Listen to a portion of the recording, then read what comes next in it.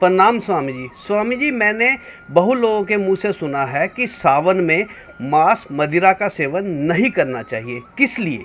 आप कह रहे हैं सावन मास में मांस मदिरा का सेवन नहीं करना चाहिए। इसका मतलब कहीं ना कहीं आपका मन, आपकी बुद्धि, आपकी आत्मा कह रही है कि मांस मदिरा गलत है।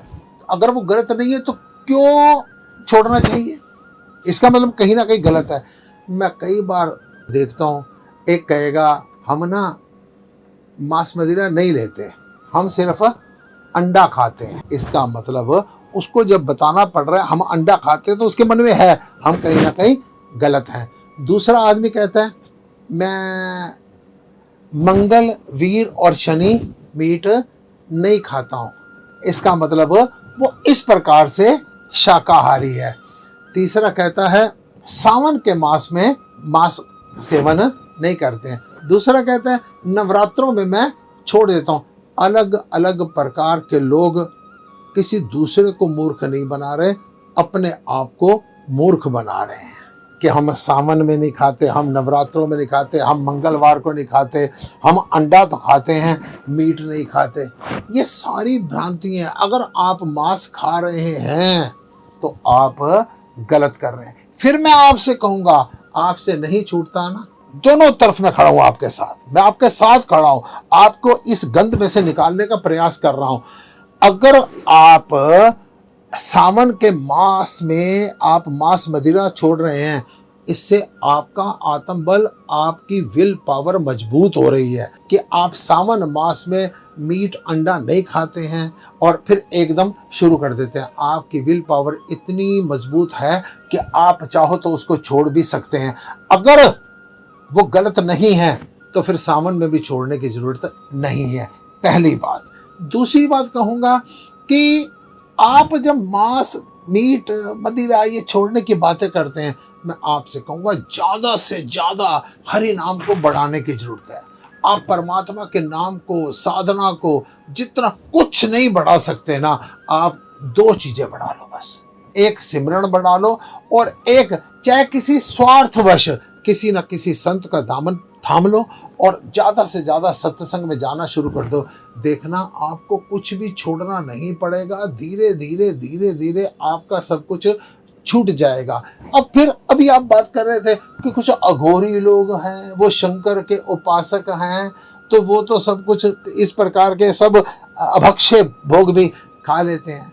आप ना जहाँ जहाँ पर आपको सुविधा नजर आती है ना, जब आपको लगता है ना चाय में मक्खी गिरी है तो आप चाय फेंक देते हैं, और जब आपको लगता है ना घी में मक्खी गिरी है तो आप मक्खी को उठाकर, जहाँ जहाँ पर आपको फायदा नजर आता है ना, आप अपने हिसाब से काम करना शुरू कर देते हैं। बड़ा हैरान होता हूँ।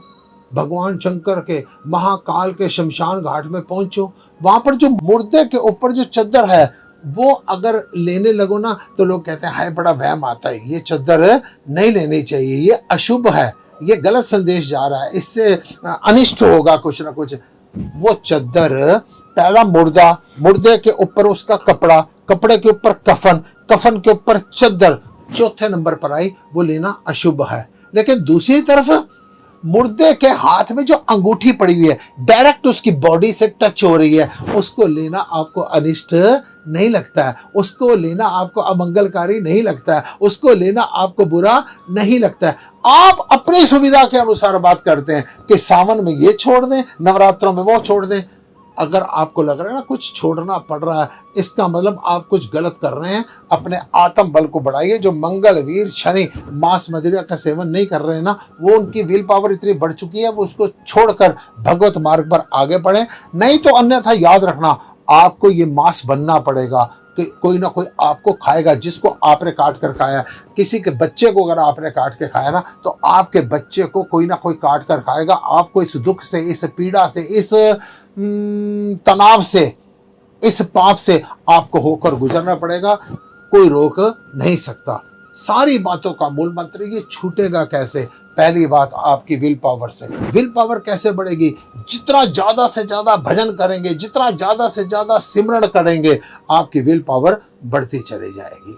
अब बात कहने वाली ये है, आपने सावन में मांस छोड़ा, मीट छोड़ा, मदिरा छोड़ी, आपने नवरात्रों में मीट छोड़ा, मांस छोड़ा, मदिरा छोड़ी, ठीक। लेकिन होता क्या है, अभी सावन खत्म नहीं होता, 15-20 दिन के बाद अब कहते हैं एक दूसरे के यारों के साथ बात कर रहे होते हैं, अब 10 दिन रह गए हैं। आपका जीवा तो नहीं ले रही, मन तो पूरा स्वाद ले रहा है। आपका ध्यान तो इतना शंकर की तरफ नहीं है जितना ध्यान आपका मांस में लगा हुआ है। अरे पागलो, कुछ भी छोड़ने की जरूरत नहीं है। जो शिव कथा आती है, जो शिवरात्रि की कथा आती है कि एक शिकारी एक बेल के पेड़ के ऊपर रात को छिपने के लिए चढ़ गया और रात के चारों पहर वो जब जब हिलता था एक बेल पत्थर उस शिवलिंग पर पड़ गया, कुछ ओस की बूंदें पड़ गई और चारों पहर की पूजा होने के बाद भगवान शंकर प्रकट हो गए। वो कुछ छोड़कर थोड़ी चढ़ा था, उसने तो अनजाने से साधना कर दी थी, उसको पता भी नहीं था साधना हो रही है। भगवान शंकर ने उसको साधना में ले लिया था, उपासना में ले लिया था और शंकर प्रकट हो गए थे। आप नवरात्रों में छोड़ते हो और 6वें 7वें दिन आपका अष्टमी की कन्या पूजन के बाद आपकी जो दशा हो रही होती है ना, अष्टमी निकल गई, अष्टमी निकल गई, सावन निकल गया।